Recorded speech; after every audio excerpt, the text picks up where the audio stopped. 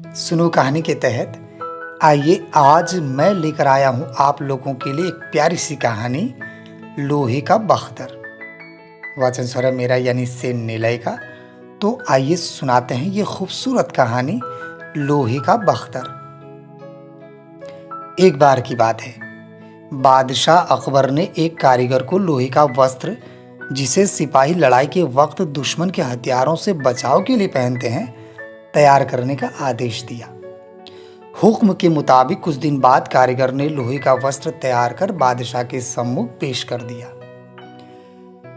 इसके तैयार करने में कारीगर ने कोई कोर कसर नहीं छोड़ी थी। बादशाह को वस्त्र बहुत पसंद आया था, लेकिन दूसरे ही पल उन्हें उसकी मजबूती का जैसे ही ख्याल आया, वैसे ही एक कांच के बने हुए पुतले को पहनाने का हुक्म देकर खुद तलवार लेकर उसकी मजबूती की परीक्षा लेने लग गए। बादशाह के हुक्म के मुताबिक नौकर ने वह लोहे का वस्त्र पुतले को पहना दिया। जैसे ही बादशाह ने उस पर वार किया, तुरंत ही बख्तर कट गया। यह देखकर बादशाह बोले, इतना कमजोर बख्तर लेकर हम क्या करेंगे? इससे तो कुछ बचाव नहीं हो सकता। इस बार जाकर बढ़िया और मजबूत बख्तर बनाकर लाओ। मगर याद रहे कि अगर वह भी इसी तरह का निकला तो तुम्हारी गर्दन उड़वा दी जाएगी।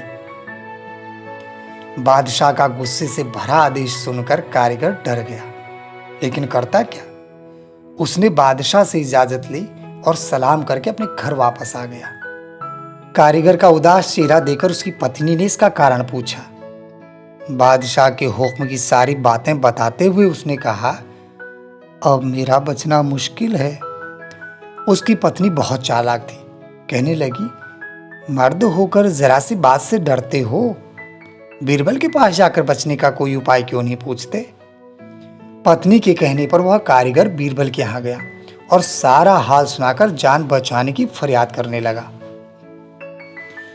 बीरबल ने उससे हिम्मत बंधाते हुए कहा, इस बार बख्तर बनाकर ले जाओ और बादशाह जब कांच के पुतले को पहनाने का आदेश दे दें तो उनसे कहना, इसका इम्तहान कांच के पुतले के ऊपर ठीक नहीं होगा बादशाह सलामत, मैं खुद इसको पहन लेता हूं। तब बादशाह जरूर तुम्हारी फरियाद सुन लेंगे। मगर ध्यान रखना, जैसे ही तुम्हारे बख्तर पर तलवार चलाने के लिए वे झपटें, वैसे ही तुम एकाएक चिल्लाकर बड़ी भयंकर स्थिति उत्पन्न कर देना, ताकि उनका हाथ तुम्हारे ऊपर न छूट सके और वह परेशान होकर दूर जा खड़े हो जाएं।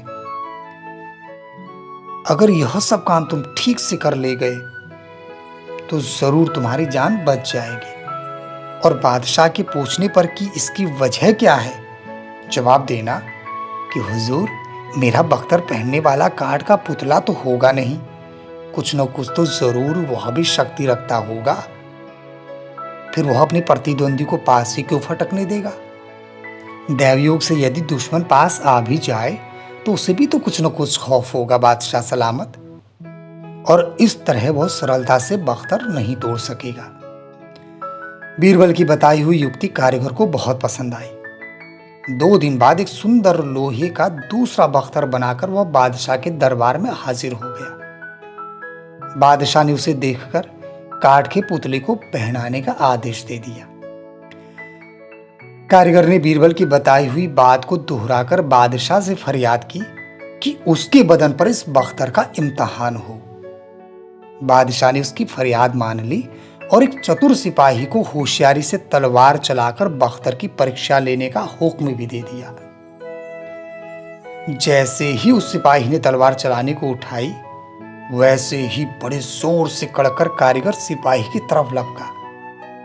सिपाही की तलवार उठी की उठी रह गई और वह डरकर दूर जा खड़ा हुआ।